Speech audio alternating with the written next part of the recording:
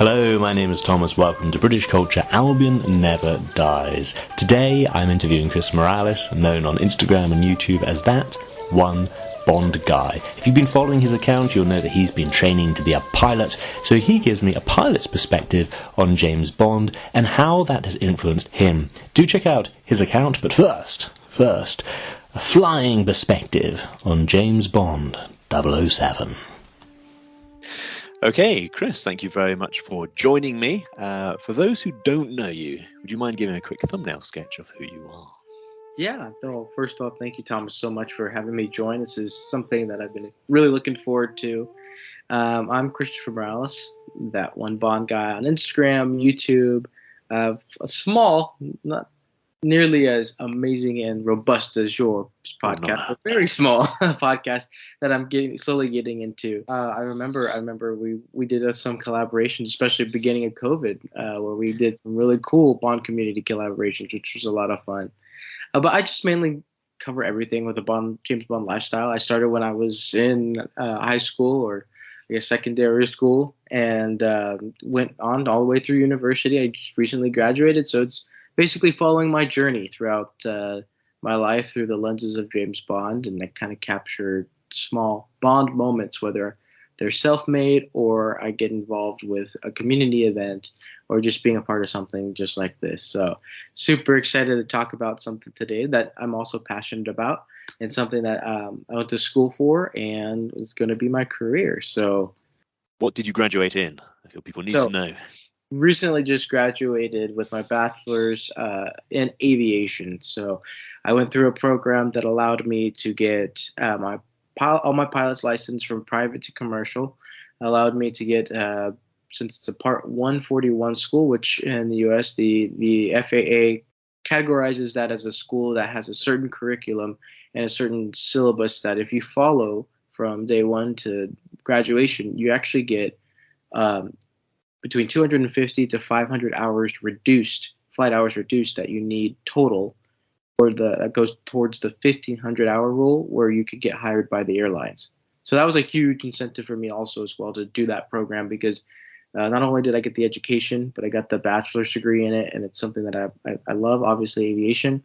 I got my licenses and I got my hours reduced, which was a huge incentive. So as of April, I've graduated and enjoying all the perks that has to offer. I'm still working on finishing up some hours, finishing up a few, tying up some loose ends, if you will. But other than that, I'm super excited for what the future has to hold.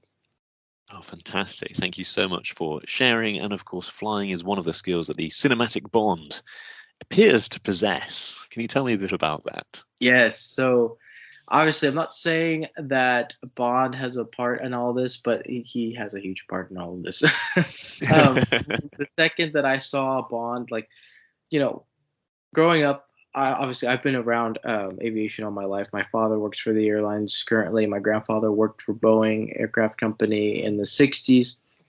And we obviously know Bond as a jet-setting super spy who travels the world, whether it's in a fancy airliner where you got to see the 60s where the airliners were really, really fancy, the pianos inside, the cocktails, the bars inside, even up to now when we see Quantum of Solace, with the 6 martinis, the 6 Vespers that he has on board, the luxury of it all is really captivating.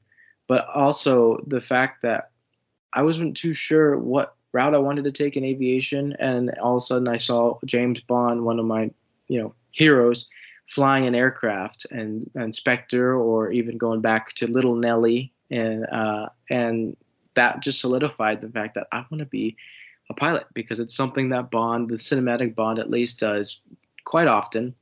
And again, I mentioned Little Nelly, where you get to see it and you only live twice, and that's such a cool scene, one of my all-time favorite scenes in any Bond film, as well as my favorite Bond piloting scene, because you not only get to see him go up and see the aircraft being built for as soon as Q gets in town, but you get to see him go up and fight other aircraft and obviously wins and destroys them all with not unscathed. He got shot up a little bit, which aerodynamically speaking, he should have been, in a mountain. But it's a movie magic, right? So, but no, he defeats the enemy and he rides off into the sunset with the Bond theme playing. Like, oh man, that they can't get any better than that. So that was really cool. I know more recently, obviously, we've seen him in Quantum of Solace with the DC-3 or the DC-3, which is a famous aircraft that started the whole airline. It was one of the most used aircrafts for air transport for passengers from the late 50s, 60s. And you get to see Bond and Camille fly that and go against fighters, and he does his best to jump in an aircraft that big, because it is a pretty huge aircraft. And then also like in SPECTRE, and then even in No Time to Die as recent, where he's flying aircraft, just hops in the Cessna in No Time to Die and just turns it on and starts flying. It looks easy. It looks like he's just flipping switches, but there's so much more that goes into it that you have to learn as a pilot, which is really inspiring to me, because we see James Bond, again, the world's most famous super spy, with a whole load of skills, and adding the piloting skill to himself, to his repertoire, is really impressive, considering the fact of all this amount of hours you have to study, all the tests that you have to pass to get certified, and then just the blood, sweat, and tears going into practicing and practicing your landings, practicing your pre-takeoff briefs, or your pre-flight checks around the aircraft. So it's really impressive to see Bond have that skill, at least, because I know from my background the amount of work it took to get to that point. So no, those are, again, I know I kind of rambled off a little bit, but those are the small snippets of where we kind of see Bond immerse himself in aviation, obviously for the mission, and he has to be ready at a moment's notice. And so I thought, that was definitely one of the highlights of the Bond series in general too, is the fact that we could see him be a pilot. Very, very cool. And I'm wondering, obviously you watched him flying before you could fly. Now you can fly. When you watch them again, how does it change the way you view those scenes? Oh my goodness. I would love to say it enhances it, but it makes me laugh and sometimes, because it's, again, movie magic. Like, for example, we also see Roger Moore in Octopussy, which just had its 40th anniversary, flying the little turbo jet out of the when he's in Cuba, escaping the bad guys. And that was actually a real aircraft. But it's so funny, the scene that he goes through the warehouse, you can see very closely the bar that the prop team put up to carry the airplane through, and aerodynamically and just like real life, it would have never worked. He probably would have crashed inside. And then also too, I think there was when Bond got, obviously the big one, we know, GoldenEye, right?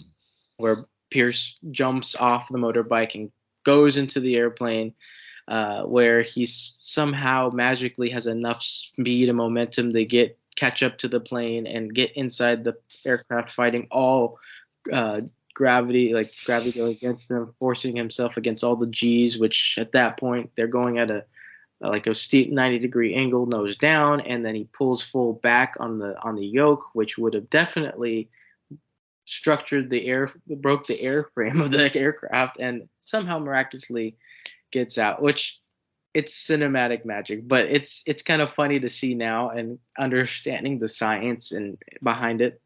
It makes me laugh and grin, and I love the Bond movies even more because of how much more they kind of make it movie magic type of, you know what I mean? It's a lot of fun to watch, but it's not real, because the airplane wouldn't have acted that way in real life. But it's still kind of cool to see. I think Galileo may have had something to say about the airplane being lighter than Pierce Brosnan. Right. Oh yeah, exactly. Oh, that's interesting. So sometimes it can detract. Is there a time when it's enhanced the films? Yes. Again, I think it's really cool to see. I want to say Spectre. Spectre is really cool. Spectre is the one time that when Bond's in an aircraft, it makes sense, and and actually the whole aerodynamics and like the science behind it again makes sense. You know, you see him flying the plane. He gets pretty low, which again, by all rules and regulations, would have not been allowed. He probably would have been, shot down by the local military if he went down that low. But The again, license to kill, not to break the local aviation rules. right, yes. But then he's he's a super spy, so he can do it, right? But no, he gets down that low, and then he goes through the trees. The wings come off, which makes total sense, and then he uses the rudders, which helps the tail, helps the tail so he can move through the snow. I thought that was pretty cool that he knew that. And then for somehow the engine was still running when he went through the trees again after, so he kind of gave it more power, and he was able to somehow go through the lodge and all that. Like, that was pretty cool because he still utilized a lot of the we call them the primary flight surfaces, right? You have your wings, your tails, your rudder, all that stuff that helps you move throughout the air. Still being able to use that, and I thought that was kind of cool. And then it just made for an overall really cool action scene. Also, I mean, that was super cool. One thing that I will always remember, because I was with a lot of close friends, and funny enough, if you guys hear in the background, there's plane noises right next to me, which is, I totally not planned it, but I'm at a place right now next to the airport, so I guess it all works out. But in Tomorrow Never Dies, when he takes over the military jet, it's so funny. I was with a group of really close friends, and the scene where he ejected the backseat driver, the guy goes straight up into the other aircraft and just explodes. And yes, if a military jet is the metal used on that is weak enough to where an ejection seat could go through and the plane just automatically blows up, then I don't know what kind of material that they used. We died laughing as pilots because we knew that would have never happened in real life.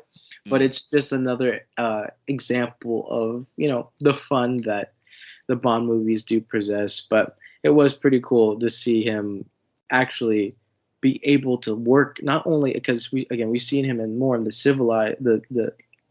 civilian planes, right? But the military jets are a whole other animal. So many different systems, so many different switches, and the aerodynamics are completely different because the aircraft can go so fast. But to see him jump in there and just go and like it's nothing, that was pretty cool too. Absolutely. I was just reading actually the making of Tomorrow Never Dies, because I'd always wondered how Pierce Brosnan looks like he's under incredible stress when they're filming it. And I know with Roger Moore and Moonraker in that G chair, they use like high power jets on his face. So I was wondering, how do they make him look so real in terms of just being under incredible stress? And apparently he just had the worst case of flu. Oh wow. So there you have it. He's under real stress there. Right. First filming, bad case of flu. Yeah, exactly.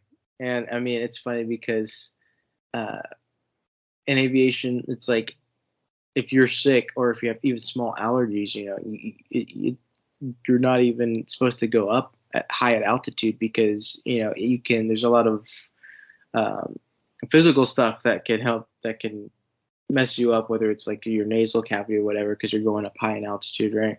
And so it's funny that you say that because no pilot would ever get in any cockpit if they had the flu, but yet we see Bond in the cockpit undergoing his flu, and that's really funny. That's interesting.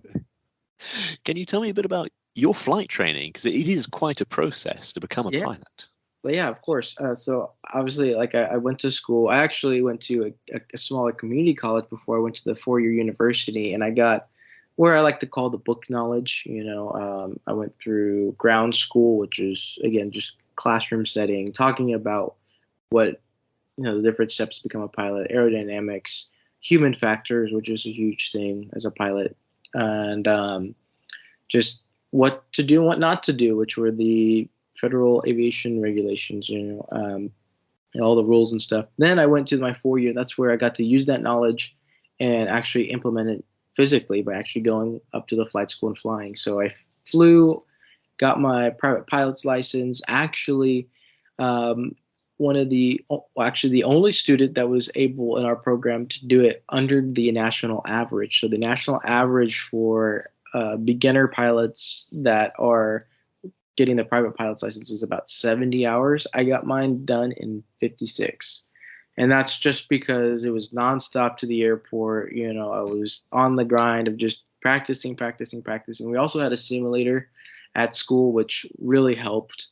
And then after that, I got my instrument rating, which is necessary for all pilots that are wanting to make a career of it, because it basically allows you to fly in bad weather, inclement weather. And that training was pretty cool because we were given goggles, right? And I know if you're listening as a pilot, you'll know exactly what I'm talking about when I say foggles, because they're goggles that you put on, but it's kind of it's tinted right above your eyes, so you can't see outside, and you only have small windows to where you can see the instruments, only the instrument panel. So it simulates if you're like in clouds, right, and you can't see outside. So I had to do training in that. I completed that in 56 hours, and then now I'm finishing up some things, and I'm finishing up my commercial license, which will essentially allow the pilot to get paid to fly, right? So I got through all of that, and it's taken in total about 4 years and stuff. But once it's all said and done, and I get a job going, I'll be able to use all the skills learned and degrees that I learned to make a career and travel the world. I'll be able to stop by and land and say hello to you a lot. Absolutely. Easier than I can now, and who knows, maybe next Bond event or whatever, I'll be coming in my small aircraft and you guys will see me, or maybe the next Bond event I'll be taking all you guys up. Who knows? That would be fantastic, right? Absolutely. Full circle, right? That'd be kind of cool. But yeah, that's kind of what entailed the training. I mean, it typically takes, if you go the civilian route, about 4 to 5 years, depending on the financial situation, because it is expensive. Becoming a pilot is expensive. But if you do it smart, if you have to get like a loan or whatever, you finish the training, you go and get a good job with an airline or a cargo company, and that you're going to get paid so well that loan will be gone. You just gotta keep pushing through, especially in the hard days. And one thing that if you are going the university route, which I highly recommend, because you get a bachelor's out of it, and so if anything were to happen to me medically and I can't fly, at least I still have a bachelor's to my name, right? So that's another incentive. But if you are in an environment where you're going and you have peers, right? You have other pilots that you're with, or you're at a flight school that you're with. One thing I always tell the new students coming in is like, make sure you focus on yourself. Make sure you're the best version of yourself out there.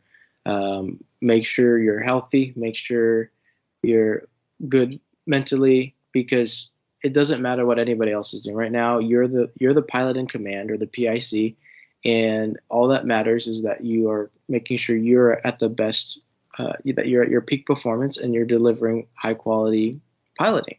Doesn't matter what Joe is doing over there, if he has more hours than you, or Sarah, if she's just starting out but she's a really good pilot, or she's getting things a lot faster than you did. All that doesn't matter. What matters is that you're consistent. What matters is that you're following the rules, and you're just, most of all, having fun with training. Because a lot of pilots and a lot of young pilots kind of get down on themselves, and I can attest to that out, because I'm hard on myself, and sometimes it just kind of interferes mentally with your training. It makes you kind of want to like step back, but don't let that get to you, because you're gonna get to the end and you're gonna see all of the hard work that you've done. Like I still can't believe 4 years ago I couldn't even fly an airplane, to now it's like almost like second nature, which is kind of crazy to think about those accomplishments. And again, it goes back to Bond. Like, look how many, like, that's a huge accomplishment, becoming a pilot, but at the same time, all the other skills he had to learn, just to get into the military, the MI6, to learn the everything about espionage, the right rules, not to mention his style. Obviously, that's a whole, of course. But he knows so much, which is inspiring because if Bond can do it with everything that's going on, whether he's fictional or not. I mean, it's still impressive to think that there are individuals, real life agents out there that can do that, and it's impressive. So just push through, keep going, and don't give up. So kind of. I assume we're led to believe that he's got his pilot license through the Fleet Air Arm, that he must have had some training with the Royal Navy to make him a pilot. Oh yeah, I'm sure, for sure. Yeah, definitely.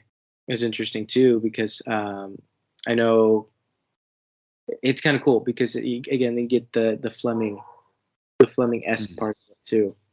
I wish it would be kind of cool if they made like a Bond film where they kind of go back and talk about his military training and what he did. I think that'd be pretty cool to see if he did go through pilot training, like the aspects that he got to go through, or just in general. I always thought that'd be interesting because we know obviously his military background, but we've never really, we've seen him in his military garb, in his uniform, and the suits and stuff, but we haven't really like did a deep dive into what it took for him to get to his rank. So that would be interesting. Yeah, right there. I'm very curious when you watch the different actors pretend to fly. Mm-hmm. Which of them looks more believable pretending, and which of them look maybe less? It's okay. Daniel Craig, because I think it's a bit more of the modern part of it. It's funny because if you look at like Roger Moore, Sean Connery, or even Pierce Brosnan, they're sitting. You could kind of tell that they're in a set, right? They're sitting. They're just flying. They're turning the yoke so much that in real life you wouldn't need to turn it that much. So I always found that kind of funny, and you could tell that they're like sitting in a set. But the most that was kind of my question. Hints to actors. If there's any actors listening, what should they be doing and not doing to sell flying? Yeah, well, okay. So the best thing to do is watch like YouTube videos. That helps pilots in general too, learning tricks of the trade. Just going up on YouTube and watching it. I know a lot of people have this perception of when they first get in the aircraft that you have the yoke, which is kind of like a steering wheel for a car, where you turn it to the right, keep turning, the plane's going to keep going. But really, you just slightly turn it, maybe about 45 degrees, maybe a little less, maybe 20 degrees, and let it go, and the plane will continue to turn. And that's just solely based on aerodynamics. But, Daniel Craig has probably done the best interpretation of being a pilot just because he kind of has to with the modern aircraft that he's flying. And then, like, the rest of the Pierce Brosnan. It's just funny because he's just in there. Probably has not really any piloting experience or whatnot, but he's just getting the yoke or the stick, and he's just like doing what he can to get the plane to go up, which is kind of like the stereotypical the pilot acting, if you will. All the pilots that you see in the cockpit for any movie, you always see them like jiggling the yoke and like trying to do something, but it's. I got to say Daniel Craig for sure. Like, he does a really good job at making it believable, at least. And just to take it a bit outside of Bond, are there any other films where you've seen someone and it looks right? Yeah, I mean, obviously you have the big ones, right? You have Top Gun. That is, that's mainly based on aviation and the Top Gun. Students and the elite of the elite pilots. So that it's interesting how that film was made too, and it's a whole nother conversation. But they did it so well. I mean, they actually had, like, all the actors actually had to get certified to fly those types of jets. So they actually got training, which is the difference between, I think, the Bond films and some of the more like Top Gun or like some of the war films that you see people flying aircraft in.